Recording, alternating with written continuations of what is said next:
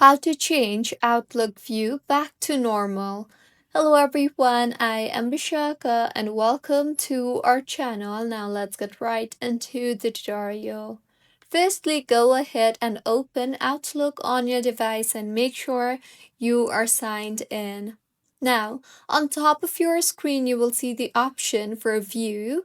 Tap on that and then select the Layout drop down you see there. You can now tap on Ribbon and choose if you want a classic ribbon or a simplified ribbon.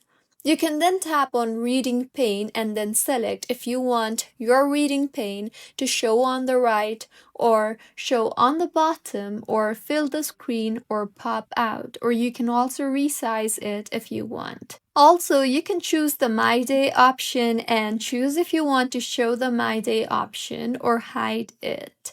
So this is how you can change Outlook view back to normal. If you find this tutorial helpful, please like the video and do comment if you have any queries.